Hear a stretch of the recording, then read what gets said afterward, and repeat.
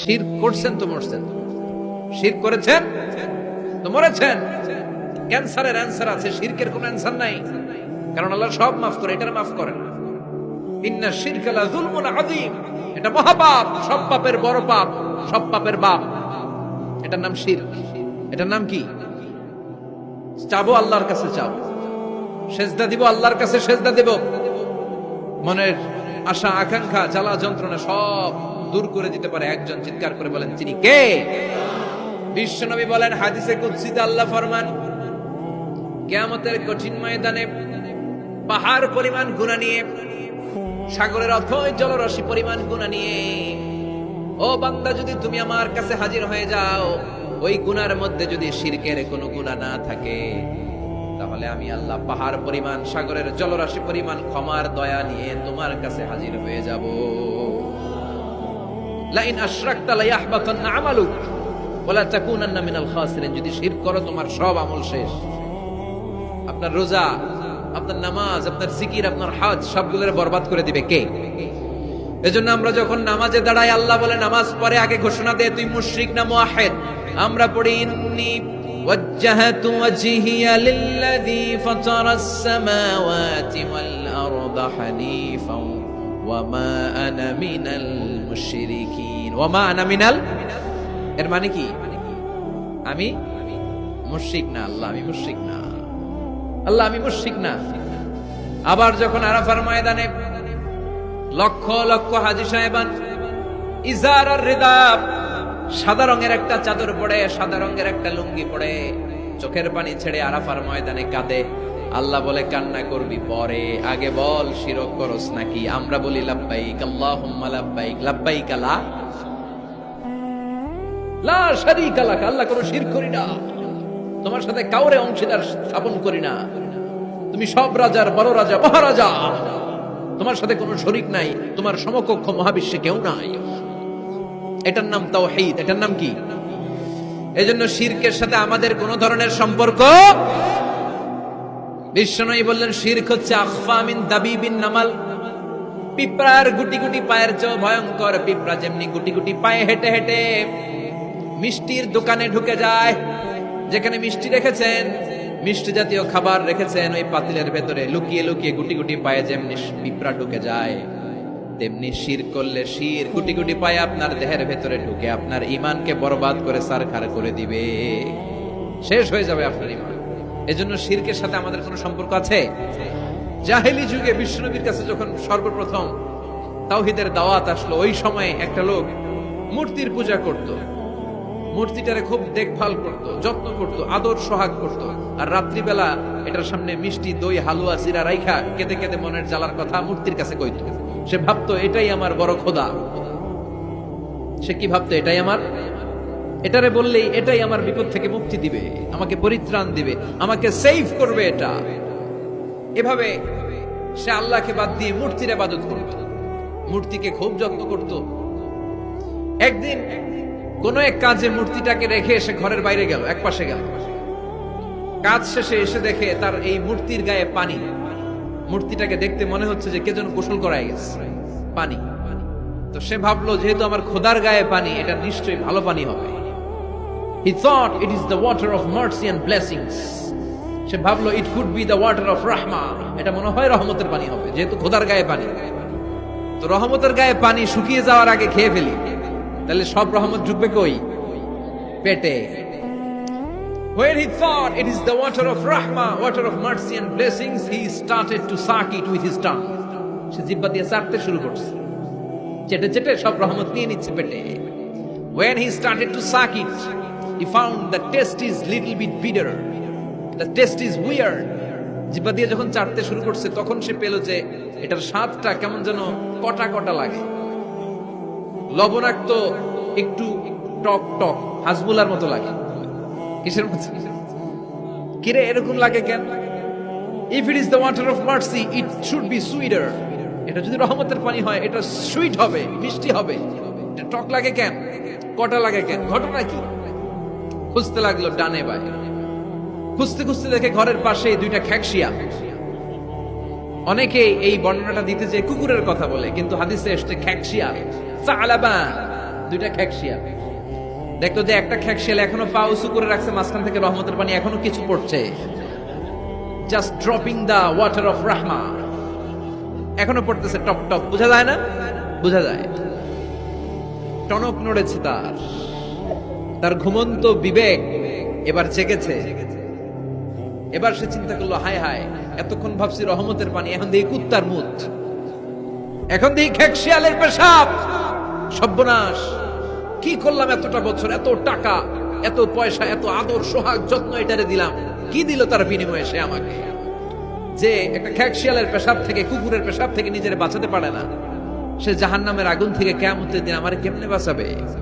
রাগের চোটে খোদারে ধরে দিছে আসার। খোদারে ধরে কি করছে? এক আসারে খোদার হাত পাও নাই। ভাঙ্গা খোদারে নিয়া দৌড়ে দৌড়ে বিশ্বনবীর কাছে এসেছে। এসে বলল, আব্দুল্লাহর বেটা মোহাম্মদ, এতদিন ভাবছি এটা খোদা, এখন দেখি হুদা। হুদা হুদা এটার পিছনে ঘুরছি, এটার কোনো পাওয়ার নাই, সব পাওয়ার আছে একজনের। চিল্লায় বলো, তিনি কে? ঝিনুকের ভেতর লুকিয়ে থাকে যেমন মতি, ঝিনুকের ভেতর লুকিয়ে থাকে যেমন মতি, কালমা শাহাদাতে আছে আল্লাহর জ্যোতি, কালমা শাহাদাতে আছে আল্লাহর জ্যোতি। সুবহানাল্লাহ পড়ে এসে বলে, আব্দুল্লাহর বেটা মোহাম্মদ, ভাবছিলাম খোদা, এখন দেখি হুদা, আর এটারে ডাকতে চাই না, তুমি আমারে পড়ায় দাও লা ইলাহা মুহাম্মাদুর রাসূলুল্লাহ। কালিমা পড়ে মুসলমান হয়ে গেছে। সুবহানাল্লাহ পড়ে। এজন্য এই সূরার একটা নাম হচ্ছে সূরাতুস সামাদ। এই সূরাটা বিশ্বনবী সাল্লাল্লাহু আলাইহি ওয়াসাল্লাম প্রতিদিন ফজরের নামাজের সুন্নত যে 2 রাকাত, ফজরের সালাতের সুন্নত 2 রাকাত পড়ি না আমরা, এই সুন্নত 2 রাকাতে বিশ্বনবী পড়তেন। মাগরিবের 2 রাকাত সুন্নতের মধ্যে এই সূরাটা পড়তেন। বেতেরের 3 রাকাতের শেষ রাকাতে বিশ্বনবী সূরাতুল ইখলাসটা পড়তেন। আবার তাওয়াফ করার পরে যারা হজ উমরা করছেন, তাওয়াফ করা লাগে না? কয়টা? 7টা। 7টা তাওয়াফে একটা তাওয়াফ হয়। 7টা রাউন্ড দিলে, টার্ন দিলে, 7 টার্নস মেক এ তাওয়াফ। 7টা টার্ন দিবেন আপনি, তখন একটা তাওয়াফ হয়। এই ইবাদতটা শুধু মক্কাতুল মুকাররমাতে করা যায়, আর পৃথিবীর কোথাও করা যায়? তাওয়াফ। প্রতিদিন 120টা রহমত নাজিল হয় কাবা ঘরে। সিত্তুনা লিত-তাইফিন, 60টা তাওয়াফকারীদের জন্য। 40 লিল মুসাল্লিন, 40টা যারা কাবা ঘরে নামাজ পড়ে তাদের জন্য। ওয়াল 20 লিন-নাযিরিনা ইলাল কাবা, বাকি 20টা যারা নামাজও পড়ে না, তাওয়াফও করে না, শুধু কাবার দিকে দু চোখ মেলে তাকিয়ে থাকে, তাদের উপর প্রতিনিয়ত 20টা রহমত নাজিল হতে থাকে।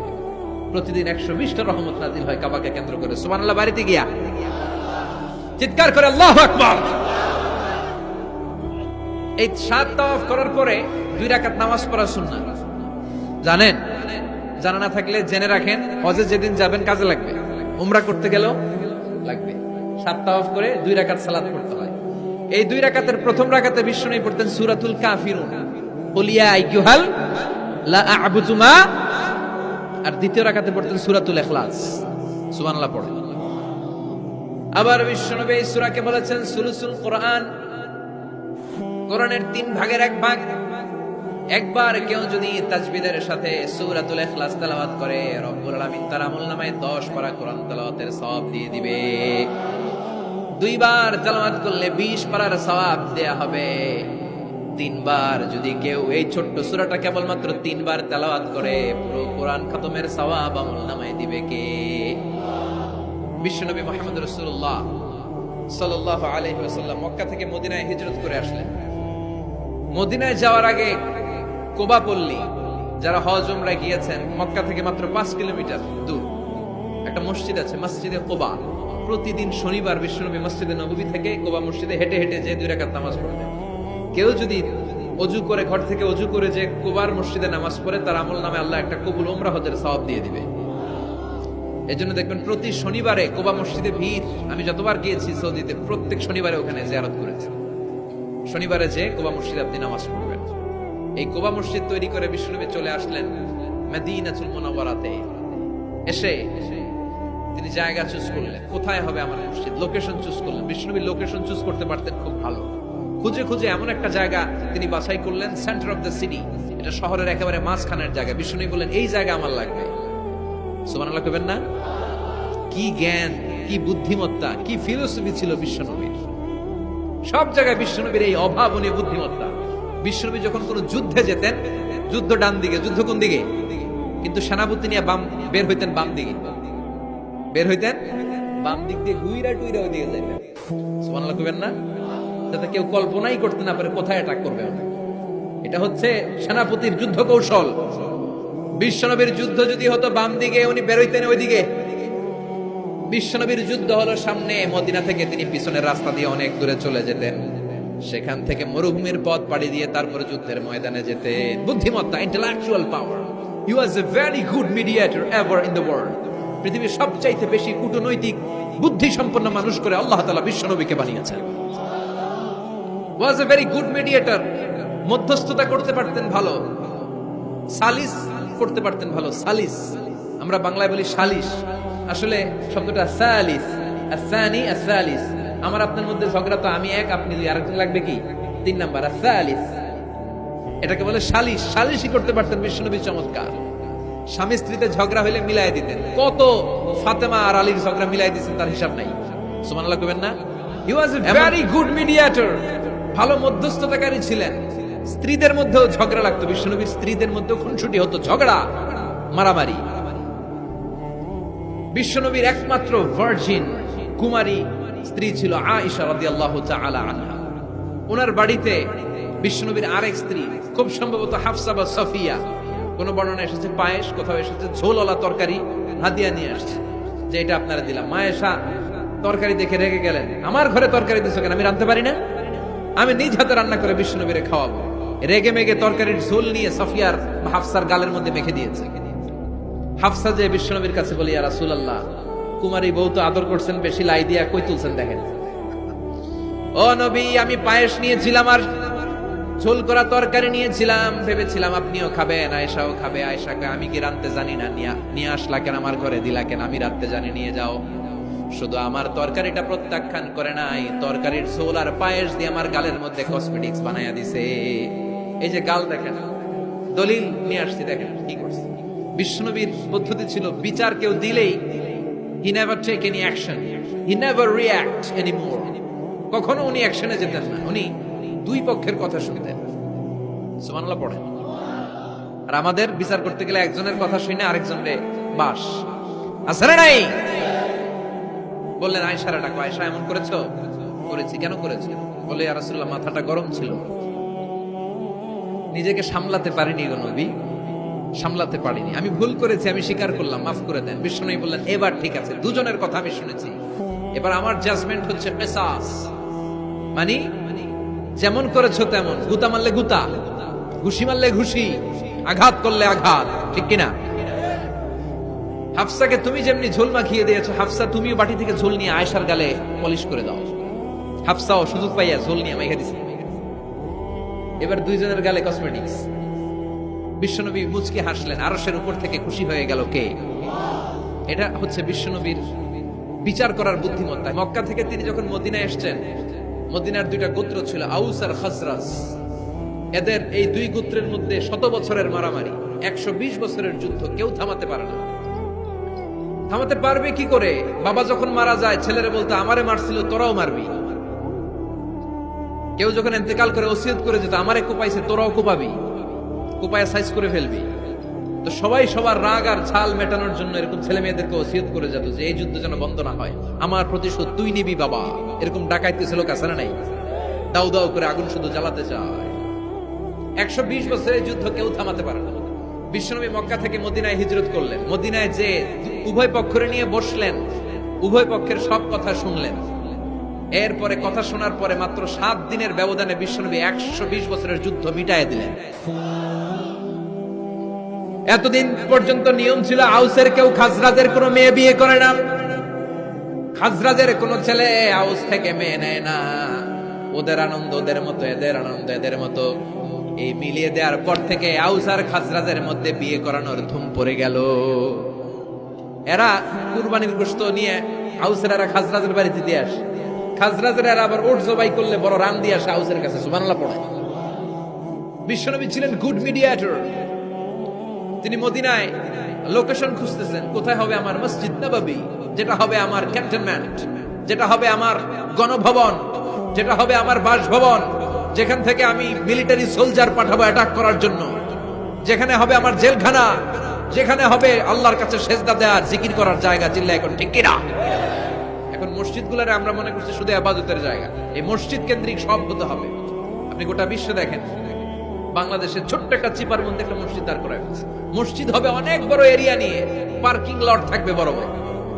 মসজিদের একতলায় থাকবে কমিউনিটি সেন্টার, এক জায়গায় থাকবে হিজামা সেন্টার, এক জায়গায় থাকবে রুকিয়া সেন্টার, আরেক জায়গায় খতিব সাহেব সোশ্যাল কাউন্সিলিং করবে।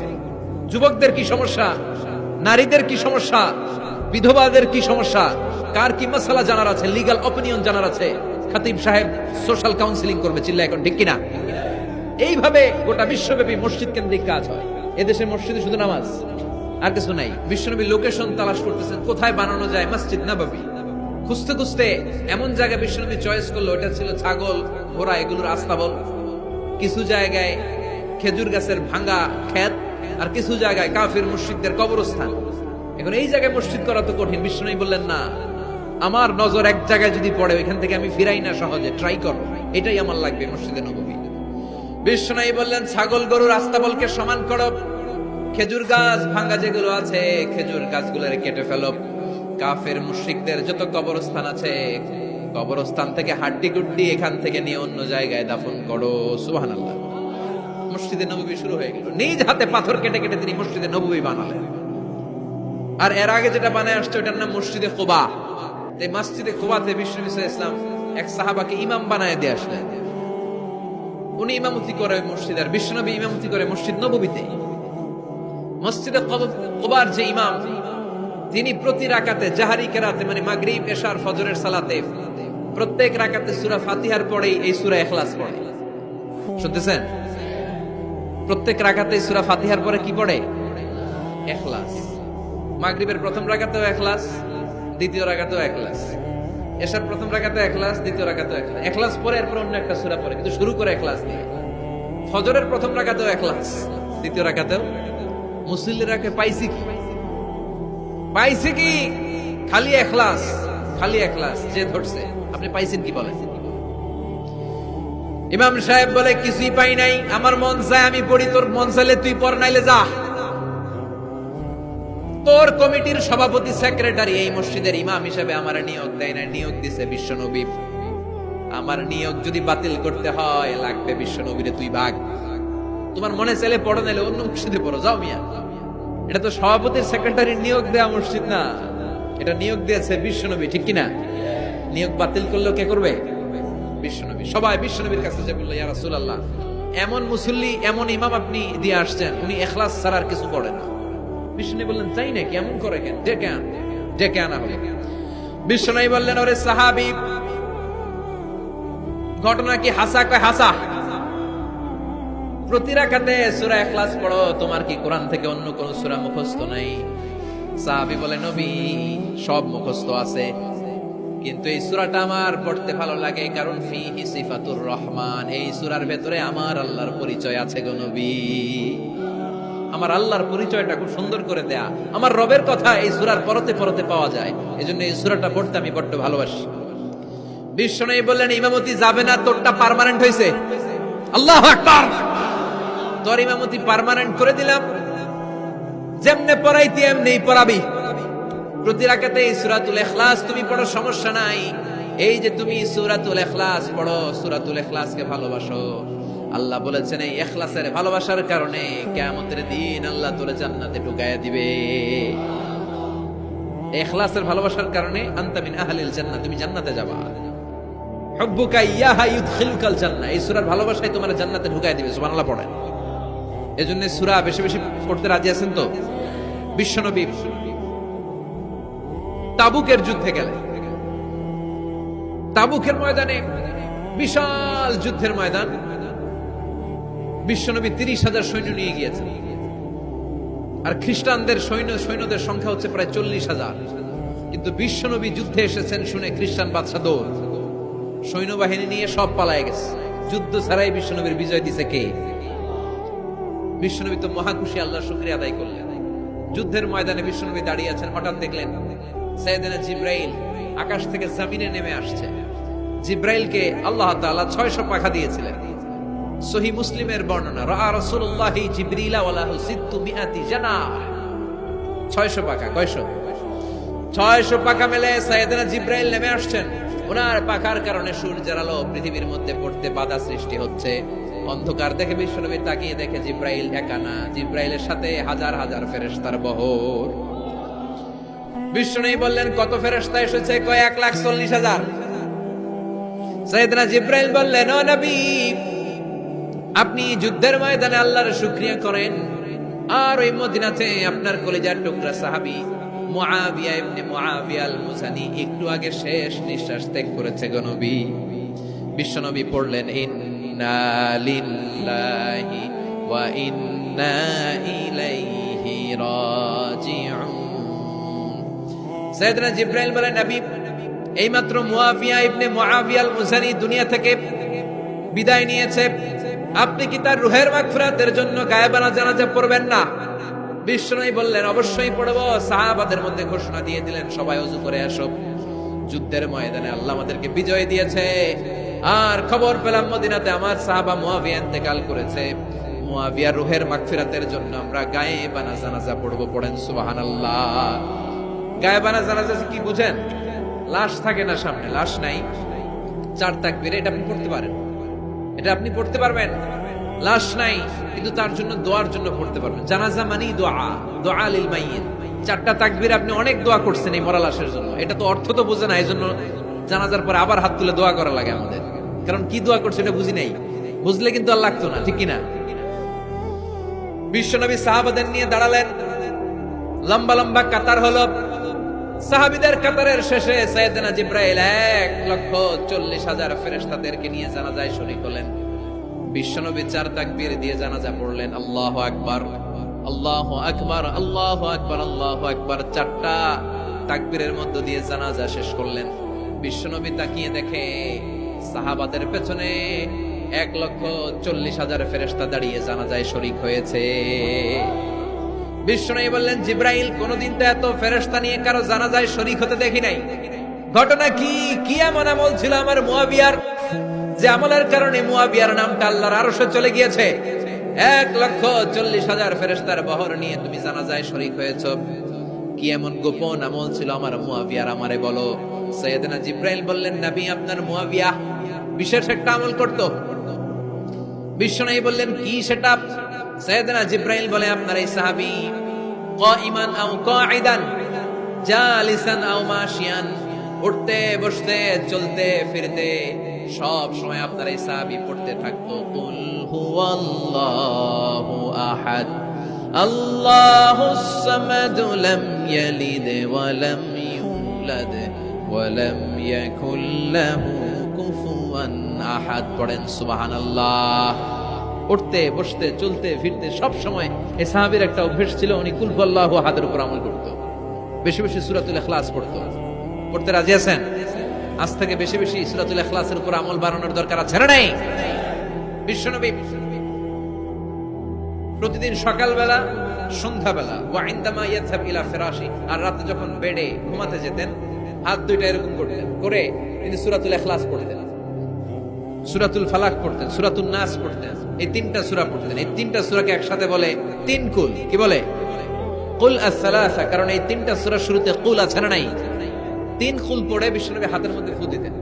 ফু দিয়ে মাথা থেকে শুরু করে মুছতে মুছতে মুছতে মুছতে পা পর্যন্ত মুছতেন, হাত মুছতেন, সারা দেহের যতটুকু সম্ভব বিশ্বনবী সারা দেহের মধ্যে এই 3 কুল পড়া হাত দুইটা দিয়ে সারা দেহের মধ্যে বিশ্বনবী হাত বুলিয়ে দিতেন, মেসেজ করে দিতেন সুবহানাল্লাহ।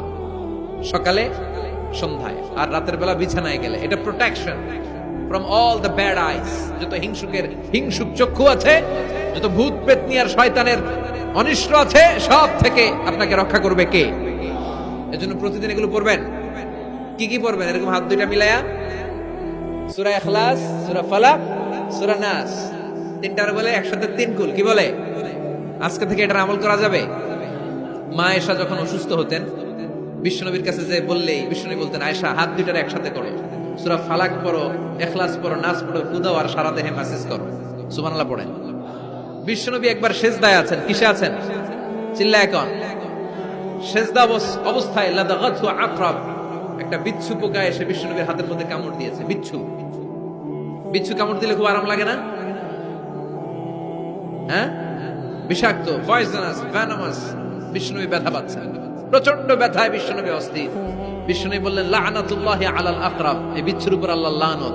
এটা মুসল্লিও চিনে না, নবীও চিনে না, কোন জায়গায় কামড় দিতে হবে এটাও জানে না, কিন্তু কামড় দিয়েছে, ব্যথায় কাতরাচ্ছে। বিশ্বনবী বললেন, লবণের পানি গরম দাও, আঙ্গুলের উপরে ঢালো। লবণের পানি গরম দিয়ে আঙ্গুলের উপরে ঢালতে শুরু করে দিল। বিশ্বনবী পড়তে আরম্ভ করলো, কুল হুয়াল্লাহু আহাদ আল্লাহুস সামাদ লাম ইয়ালিদ ওয়া লাম ইউলাদ ওয়া লাম ইয়াকুল লাহু কুফুয়ান আহাদ। পড়েন সুবহানাল্লাহ। এজন্য ব্যথা পেলে, সাপে কামড়ালে, বিচ্ছু কামড়ালে, বল্লা কামড়ালে, মধুপোকা কামড়ালে কি করবেন? সূরা ইখলাস, সূরা ফালাক, সূরা নাস। আবার বলেন, সূরা ইখলাস, সূরা ফালাক, সূরা পড়ে ফু দিবেন। আর রাত্রিবেলা, সকালবেলা ঘুমোতে যাওয়ার আগে হাতের মধ্যে ফুল দিয়ে সারা দেহে মেসেজ। মনে থাকবে না? মাহফিল শেষ, ওয়াজও শেষ, মনে থাকবে তো? আল্লাহ বললেন, কুল হুয়াল্লাহু আহাদ। নবী আপনি বলেন, আল্লাহ একজন, এক এবং অদ্বিতীয়। আমাদের আল্লাহ কয়জন? একজন হওয়াতে আমাদের জন্য লাভ না লস? কেমনে লাভ? 3 জন 4 জন হইলে কইতাম আমগো আল্লাহ 60 জন। হ্যাঁ, 3 জন হইলে 3 রকম বলতো, একজনের খুশি করে পারি না। 3 জন হইলে ঝামেলা আছে না নাই? আল্লাহ যদি 2 জন হতো কি হতো? একজন বলতো, এতদিন তুমি তোমার মন মতো মহাবিশ্বের সব কিছু পরিচালনা করেছো, আজকে থেকে আমি আমার মন মতো করবো। ঝামেলা আছে না নাই? এতদিন দুনিয়ার মানুষগুলো পায়ে পায়ে ভর দিয়ে হাঁটতো, হাত দিয়ে খেত, এখন থেকে যতগুলা মানুষ আসবে সব হাতে চলবে আর পা দিয়ে খাবে। আছে না নাই? এতদিন যাবত মেয়েরা গর্ভধারণ করতো তোমার নিয়মে, ছেলেরা কামাই করতো, এখন থেকে পুরুষরা গর্ভধারণ করবে, মেয়েরা কামাই করবে। আছে না নাই? এতদিন তুমি পূর্ব দিক থেকে সূর্য উঠিয়েছো, পশ্চিম দিকে অস্ত দিয়েছো, কালকে থেকে আমার নিয়মে পশ্চিম দিক থেকে সূর্য উঠাবো আমি, পূর্ব দিকে অস্ত যাবে। কিলাকিলি আছে না নাই? 2 জনের মধ্যে যদি সংলাপ সমঝোতা না হইতো, মারামারি আছে না? এজন্য আল্লাহ বলেন, লাউ কানা ফীহিমা আলিহাতুন ইল্লাল্লাহু লাফাসাদাতা। মহাবিশ্বে আল্লাহ একজন না হয়ে যদি একাধিক হতো, মহাবিশ্বটা মুহূর্তের মধ্যে ধ্বংস হয়ে যেত। ঠিক কি না? এজন্য আল্লাহ একজন হতে আমাদের লাভ হয়েছে। 3 জন হইলে 3 রকম কথা কইতো। ঠিক কি না? একজন বলতো, আমারে বেশি ডাকস না কেন, ওরে ডাকস কেন? আল্লাহ 3 জন, খোদা কয়জন? একজন বলতো, ওরে ডাকস, আমারে ডাকস না কেন? ওর জিকির করলি, আমার নামের জিকির করলি না কেন? ওরে খুশি করতে চাস, আমারে করস না কেন? ভেজাল হইতো না? এখন একজন, মারলেও আসি, কাটলেও আসি, বাঁচলেও আসি, একজন। সুবহানাল্লাহ পড়েন। এটা সহজ হয়ে গেছে। এজন্য আল্লাহ বলেন, কুল হুয়াল্লাহু, সবাই বলেন কুল হুয়াল্লাহু আহাদ, মানে এক বা একক। আল্লাহর কোনো শরীক নাই, তার কোনো সাথী নাই, তার কোনো বন্ধু নাই, তার কোনো বাবা নাই, তার কোনো পিতা নাই। তিনি হলেন আহাদ। আহাদ হচ্ছে আল্লাহর চমৎকার একটা নাম। সাইয়েদনা বেলাল রাদিয়াল্লাহু তাআলা আনহুকে ঈমান আনার জন্য অত্যাচার শুরু করা হলো। এমন কোন মাইর নাই তারা দেয়া হয় না, পিটিয়ে পিটিয়ে রক্তাক্ত করে জমিনে ফেলে রাখা হতো, পিটিয়ে গোশত হাড্ডি থেতলে ফেলা হতো। প্রচন্ড মরুভূমির গরম বালুর মধ্যে ওনাকে শুইয়ে রেখে পেটের উপরে পাথর চাপা দেয়া হতো। বলতো, এবার জিকির কর লা ইলাহা ইল্লাল্লাহ। বেলাল আর জিকির করতে পারে না, লা ইলাহা ইল্লাল্লাহ শ্বাস বেরোয় না, শ্বাস যেটা ঢুকায় বের করতে পারে না, শ্বাস নিতে পারে না, লা ইলাহার আওয়াজ আর মুখ দিয়ে বের হয় না। এবার বেলাল ছোট্ট করে আল্লাহর ডাকে পড়ে আহাদ। কি পড়ে? আরো জোরে পড়েন। এজন্য আল্লাহ বললেন, কুল হুয়াল্লাহু আহাদ। তিনি এমন আল্লাহ, তিনি হলেন আহাদ। আহাদ ছিল বেলালের জিকির। ঠিক কিনা? এখন আজান আছে কিন্তু বেলালের রূহ নাই। মানুষ আছে কিন্তু সেই ঈমান নাই। চিল্লা এখন ঠিক কিনা? আজান আছে, বেলালের রূহটা নাই। দর্শন শাস্ত্র আছে, লজিক আছে, মান্তিক আছে, ফালসাফা আছে, কিন্তু গাজালির সেই তালকিন নাই। চিল্লা এখন ঠিক কিনা? এজন্য আল্লাহ বললেন, আমার নাম হলো আহাদ, কুল হুয়াল্লাহু আহাদ। এরপর আল্লাহ বললেন, আল্লাহুস সামাদ, আমার নাম হলো সামাদ। ওনার নাম কি? সামাদ মানে অমুখাপেক্ষী, কাদিউল হাজাত, যিনি সবার চাহিদা পূরণ করে। তিনি কে? যিনি সবাইরে দেয়, কারো কাছ থেকে কিছু চায় না। তিনি কে? সবাই যার কাছে ঠেকা, যিনি কারো কাছে ঠেকা না। চিল্লায় বলেন, তিনি কে? মা ইউসমাদু ইলাইহিল খালকু কুল্লু, যার দিকে গোটা পৃথিবী হাত পেতে ফরিয়াদ করে,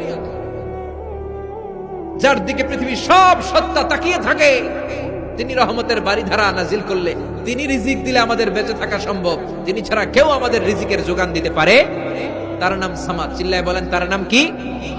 আল্লাহ ডেকে বলে, গোলাম লাউ আন্না আউওয়ালাকুম ওয়া আখিরাকুম ওয়া ইনসাকুম ওয়া জিন্নাকুম, তোমাদের শুরু থেকে শেষ পর্যন্ত, আদম থেকে শেষ পর্যন্ত যত লক্ষ কোটি মানুষ দুনিয়ায় আসবে, সবগুলো মানুষ বিশাল এক মরু প্রান্তরে দাঁড়িয়ে যদি আমি আল্লাহর কাছে চাইতে শুরু করে দাও, সবাই যদি আল্লাহর কাছে মনের সব চাওয়াগুলো বলে, আল্লাহ আমারে বাড়ি দাও, আমারে গাড়ি দাও, নারী দাও, এটা দাও, ওটা দাও, আমারে সব দাও, আল্লাহ সবাইকে সব যদি দান করে দেয়, আল্লাহর ক্ষমতার 1 ইঞ্চিও কমবে না, আল্লাহর ধনভাণ্ডারের 1 ইঞ্চিও ঘাটতি হবে না। সুবহানাল্লাহ পড়ে।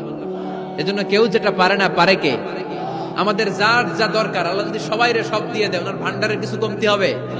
এজন্য ওনার নাম সামাদ। সবাই ওনার কাছে হাত পাতে। উনি হাত পাতে কার কাছে? কথা কন। সবাই ওনার কাছে ঠেকা, উনি ঠেকা কার কাছে? এজন্য আল্লাহ বললেন, কুল হুয়াল্লাহু আহাদ আল্লাহুস সামাদ লাম ইয়ালিদ ওয়া লাম ইউলাদ ওয়া লাম ইয়াকুল লাহু কুফুয়ান আহাদ। লাম ইয়ালিদ ওয়া লাম ইউলাদ, তিনি জন্ম দেয়ও নাই, জন্ম নেয়ও নাই। সুবহানাল্লাহ পড়ে। আমার বাবা আছে না? আপনার বাবা আছে না? আল্লাহর বাবা আছে? সুবহানাল্লাহ পড়ে। আমাদের ছেলে মেয়ে হয় না? আমাদের কারো ছেলে হয়, কারো মেয়ে হয়। আল্লাহর ছেলে মেয়ে আছে? কথা কন। মক্কার মুশরিকরা বলতো, আল মালাইকাতু বানাতুল্লাহ, ফেরেশতারা আল্লাহর মাইয়া। কি কইতো? ফেরেশতারা আল্লাহর মেয়ে। আর বলতো সাইয়েদনা উযাইর আলাইহিস সালাম আল্লাহর ছেলে, সাইয়েদনা ঈসা আলাইহিস সালাম আল্লাহর ছেলে, ফেরেশতারা হলো আল্লাহর মেয়ে। আল্লাহ বলে, ভুল বললি, লাম ইয়ালিদ ওয়া লাম ইউলাদ। সুবহানাল্লাহ। তার কোনো নসবনামা নাই, আমাদের নসবনামা আছে। আমার নাম মিজান, বাবার নাম আলী আহমদ, দাদার নাম জাইনুল আবেদিন, তার বাবা মাকরাম, তার বাবা অমুক সমুক, আছে না নাই? বিশ্বনবীর বাবার নাম আব্দুল্লাহ, তার বাবার নাম আব্দুল মুত্তালিব, ওনার বাবার নাম হাশিম, ওনার বাবার নাম কিলাব, মুররা, গালিব, ফিহির, এভাবে যেতে যেতে আদনান, যেতে যেতে ইসমাইল, যেতে যেতে ইব্রাহিম আলাইহিস সালাম, যেতে যেতে শীস, যেতে যেতে আদম আলাইহিস সালাম। এটা বিশ্বনবীর নসবনামা, ঠিক কি না? আমাদের নসবনামা থাকে, আমাদের বংশ পরিক্রমা থাকে। আমার নাম অমুক, বাপের নাম অমুক, দাদার নাম অমুক। তো আল্লাহর নাম আল্লাহ, আল্লাহর বাপের নাম কি? আল্লাহর দাদার নাম আছে? আছে। এজন্য আল্লাহ বললেন, লাম ইয়ালিদ ওয়া লাম ইউলাদ ওয়া লাম ইয়াকুল লাহু কুফুয়ান আহাদ। আল্লাহু আকবার। ওয়া লাম ইয়াকুল লাহু কুফুয়ান আহাদ, মহাবিশ্বে তার মতো কেউ নাই, তিনি তার মতো। লাইসা কামিসলিহি শাই, কেউ তার মতো নয়, তিনি তার মতো। সুবহানাল্লাহ। তার মতো ক্ষমতায়, তার মতো শক্তিতে, কুদরতে মহাবিশ্বে দ্বিতীয় কোন সত্তা আছে? সৌন্দর্যে আল্লাহর চেয়ে সুন্দর কেউ আছে? কথা কন। দুনিয়া সুন্দর, মানুষ সুন্দর, আসমান সুন্দর, জমিন সুন্দর, সুন্দরে সুন্দরে পাল্লা, জানি না কত সুন্দর তুমি আল্লাহ, জানি না কত সুন্দর তুমি আল্লাহ। পড়েন, দুনিয়া সুন্দর, মানুষ সুন্দর, আসমান সুন্দর, জমিন সুন্দর, সুন্দরে সুন্দরে পাল্লা, জানি না কত সুন্দর তুমি আল্লাহ, জানি না কত সুন্দর তুমি আল্লাহ। সুবহানাল্লাহ পড়েন। ইন্নাল্লাহা জামিল ইউহিব্বুল জামাল, আল্লাহ নিজে সুন্দর, আল্লাহ সৌন্দর্যকে পছন্দ করেন। মহাবিশ্বে তার সমকক্ষ কেউ নাই, তার মতো সুন্দর কেউ নাই, ঠিক কিনা? জান্নাতে যারা ঢুকবে in the day of judgement, কিয়ামতের দিন জান্নাতীরা আল্লাহকে দেখতে পাবে। ইন্নাকুম সাতারাউনা রাব্বাকুম আয়ানান কামা তারাউনা হাদাল কমার। বিষ্ণু বলেন, এই যে জলজলে চন্দ্রটা তোমরা যেমনি দেখতে পাও, কিয়ামতের কঠিন ময়দানে বিচার শেষে যারা জান্নাতে যাওয়ার সুযোগ পাবা, তারা চাঁদটা যেমনি দেখো দু চোখ দিয়ে আল্লাহর সেদিন তেমনি দেখতে পাবা। জান্নাতীদেরকে নাজ নেয়ামত সব দেওয়ার পর আল্লাহ বলবেন, ও জান্নাতীরা, কোরআনে হাদিসে নবীর কাছে আলেমদের মুখে যত নাজ নেয়ামতের কথা শুনেছো সব পাইছো না? সবাই বলবে, আল্লাহ পেয়েছি, অনেক মौज मस्ती করেছি, জান্নাতকে মজা লেলো, জান্নাত তোমারই হ্যায়, সব পাইছি আল্লাহ সব। এক জান্নাতে হাত তুলে বলবে, আল্লাহ একটা পাই নাই। কি পাস নাই? আমাদের এই তো পাই নাই। সুবহানাল্লাহ কইবেন না? আল্লাহ আপনারে পাই নাই। তখন আল্লাহ তাআলা নিজের গোপন সৌন্দর্যকে সেদিন জান্নাতীদের কাছে প্রকাশ করে দিবেন। বিশাল এক কনফারেন্স রুমে জান্নাতের ভেতরে লক্ষ লক্ষ নবীদেরকে নিয়ে বসবেন, সবার সামনে থাকবে বিশ্বনবীর সিংহাসন, সুবহানাল্লাহ পড়েন। তারপরে অন্যান্য নবীরা, আল্লাহর ওলিরা, শাহিদরা, সালেহিনরা, মুমিন বান্দারা, আপনারা সবাই থাকবেন ওই দিন ইনশাআল্লাহ। কোন আল্লাহ তার নিজের সৌন্দর্য প্রকাশ করবেন জান্নাতীদের সামনে, লক্ষ লক্ষ কোটি কোটি জান্নাতীরা বসে থাকবে, আল্লাহ দেখাবেন ওনার সৌন্দর্য। 70,000 নূরের পর্দার কথা আমরা বলি, বর্ণনাটা দাঈফ, আসলে যে কত পর্দা আল্লাহই ভালো জানে। আমরা বলে থাকি 70,000। এই পর্দার অন্তরাল থেকে আল্লাহ তাআলা নূরের ঝলকানি একটু জান্নাতীদের দেখিয়ে দিবেন। উজুহু ইয়াউমা ইযিন নাযিরা ইলা রাব্বিহা নাযিরা, জান্নাতীরা পাগল হয়ে থাকবে আল্লাহর দেখার জন্য। আল্লাহ 1 সেকেন্ডের ক্ষুদ্র ভাগ, 1 মাইক্রোসেকেন্ড, 1 মাইক্রোসেকেন্ডের 1000 ভাগ করলে 1 ন্যানো সেকেন্ড, 1 ন্যানো সেকেন্ডের জন্য আল্লাহ নূরের ঝলকটা জান্নাতীদের দেখিয়ে দিবেন। 1 সেকেন্ডেরও কম সময় দেখাবেন, দেখিয়েই নাই, কিন্তু 1 সেকেন্ডের জন্য কি যে এক ঝলক দেখলো জান্নাতীরা এরকম তাকায় থাকবে। এক তাকানোতে লক্ষ বছর কোটি বছর চলে যাবে, সামনে কিন্তু আল্লাহর নূর নাই, ওই যে 1 সেকেন্ড দেখাইছিল পাগলের মতো তাকিয়েই থাকবে, লক্ষ কোটি বছর গুজরিয়ে যাবে। সুবহানাল্লাহ পড়েন। এজন্য সে আল্লাহ বললেন, কুল হুয়াল্লাহু আহাদ আল্লাহুস সামাদ লাম ইয়ালিদ ওয়া লাম ইউলাদ ওয়া লাম ইয়াকুল লাহু কুফুয়ান আহাদ। কুল হুয়াল্লাহু আহাদ, ও নবী আপনি বলেন আমি এক, আমি অদ্বিতীয়, আমার শরীক নাই। আল্লাহ নামটা এত মজার নাম, দেখেন হাজার হাজার বছর ধরে এই মহাবিশ্বে যত আল্লাহর প্রিয় বান্দারা একটা নামের জিকির করে, নামটা কি? কি নাম? আল্লাহরে প্রাণ থেকে, হৃদয় থেকে একটা ডাক দেন, চিল্লায় পড়েন আল্লাহ। হৃদয় থেকে আল্লাহরে ডাকেন, পড়েন ইয়া আল্লাহ। হাজার বছর ডাকলেও পুরান লাগবে না, পুরাতন মনে হয় না। এজন্য আল্লাহ বললেন, হুয়াল আউয়ালু ওয়াল আখিরু ওয়াজ যাহিরু ওয়াল বাতিন ওয়া হুয়া বিকুল্লি শাইইন আলিম। প্রথমেও আমি, শেষেও আমি, গোপনেও আমি, প্রকাশ্যেও আমি, ঠিক কি না? তিনি প্রথম, তিনি শেষ, তিনি প্রকাশ্য, তিনি গোপন। এজন্য চাইতে হবে কার কাছে? ওনার নামটা কত সুন্দর দেখেন, আলিফ লাম লাম হা, আল্লাহ। এটার কোন স্ত্রী বচন হয় না, এটার দ্বি বচন হয় না, এটার বহু বচন হয় না। ভগবানের ভগবতী আছে না নাই?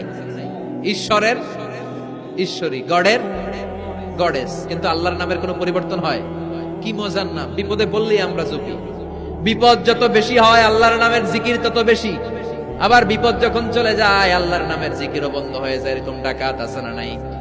ফাইদা রাকিবু ফিল ফুলকি দাআউল্লাহ মুখলিসিনা লাহুদ্দিন ফালাম্মা নাজ্জাহুম ইলাল বাররি ইযা হুম ইউশরিকুন। আল্লাহ বলেন, আমার কিছু কুলাঙ্গার বান্দা আছে যেগুলো বিপদে পড়লে আমার নামের জিকির করে, বিপদ চলে যায় আমি আল্লাহরে গালি মারে। এরকম ডাকাত আছে না নাই? ভূমিকম্প, আল্লাহ বাঁচাও, ভূমিকম্প নাই, ধুম্মা চলে দুম, আছে না নাই? তুফানের মধ্যে পড়লে বলে আল্লাহ আমারে বাঁচাও। বজ্রপাতের মাঝখানে পড়লে আল্লাহর ডাকে, আল্লাহ তুমি আমারে বাঁচাও। বজ্রপাত নাই, আল্লাহও নাই, এরকম ডাকাইত আছে না নাই? এটা হচ্ছে মুনাফিকদের কারবার। মুমিনরা সবসময় জিকির করে একজনের, তিনি কে? এজন্য সূরাতুল ইখলাসের প্রথম আয়াত থেকে শিক্ষা হচ্ছে কুল হুয়াল্লাহু আহাদ। হে নবী আপনি বলেন আল্লাহ একজন, আমরা একজনের কাছে চাও। আমরা একজনের কাছে মনের জ্বালা, যন্ত্রণা, আকুতি, চাহিদা সব পেশ করব। আমাদের মনের যা চায় সব দিলেও তার ঘাটতি হবে না। চিল্লা এখন ঠিক কিনা? এরপর আয়াতে আল্লাহ বললেন আল্লাহুস সামাদ, তিনি অমুখাপেক্ষী। গোটা বিশ্বের সবাই আল্লাহর কাছে ফরিয়াদ করে, আল্লাহ কারো কাছে ফরিয়াদ করে না, ঠিক কিনা? এরপর আল্লাহ বললেন লাম ইয়ালিদ ওয়া লাম ইউলাদ, তিনি কাউরে জন্ম দেন নাই, জন্ম নেন নাই। সুবহানাল্লাহ পড়েন। ওয়া লাম ইয়াকুল লাহু কুফুয়ান আহাদ, তার মতো কেউ নাই। এটা আল্লাহর অস্তিত্বের ব্যাপারে একটা গুরুত্বপূর্ণ আকীদা। খেয়াল রাখবেন, আল্লাহর মতো কেউ হয় না, তিনি তার মতো। তিনি, অনেকে প্রশ্ন করে, কারণ হাদিসে পাওয়া যায় আল্লাহর হাত আছে, ইয়াদুল্লাহি ফাওকা আইদিহিম, ইয়াদুল্লাহি ফাওকাল জামাআত। একসাথে যারা থাকে তাদের উপর আল্লাহর হাত থাকে, তার মানে আমার মতো হাত না, আল্লাহর রহমত থাকে, ঠিক কিনা? আল্লাহ আরশের উপর থাকেন, কেমনে থাকেন এটা আমরা জানি না। এজন্য ইমাম মালিক বলতেন আল ইস্তিওয়া মা'লুম, আল্লাহ যে আরশের উপর আছে এটা আমরা জানি। ওয়াল কাইফিয়াতু মাজহুল, কিন্তু কেমন ভাবে আছেন এটা আমাদের অজানা। ওয়াস সুআলু আনহু বিদআহ, এই সম্পর্কে প্রশ্ন করা হচ্ছে বিদআহ। এজন্য তাফাক্কুর ফি খালকিল্লাহ ওয়ালা তাফাক্কুর ফিল্লাহ, আল্লাহর সৃষ্টি নিয়ে গবেষণা করো, আল্লাহর নিয়ে গবেষণা করো না। আল্লাহর নিয়ে গবেষণা করতে গেলে তোমার মাথার তারগুলো ছিঁড়ে ফেলবে কে? ছিঁড়ে যাবে। তিনি হচ্ছেন আনলিমিটেড, অসীম। অসীম কি নিয়ে যদি সসীম গবেষণা করে ঝামেলা আছে না নাই? এজন্য আল্লাহর নিয়ে গবেষণা না করে আল্লাহর তৈরি করা পাহাড়ের দিকে তাকান, মরুভূমির দিকে তাকান, গাছপালার দিকে তাকান, সাগরের দিকে তাকান, ঝর্ণার দিকে তাকান। এজন্য আল্লাহর অস্তিত্ব নিয়ে গবেষণা করা যাবে। গবেষণা চলবে আল্লাহর সৃষ্টি নিয়ে। কি নিয়ে? আর সব সময় বিপদে আপদে তাওয়াক্কুল করবে একজনের উপর, তিনি কে? চাইবো কার কাছে? রাজি আছেন সবাই? আল্লাহ আমাদের সবাইকে কথাগুলো বুঝার ও আমল করার তৌফিক দান করুক। আমরা পড়ি আমিন।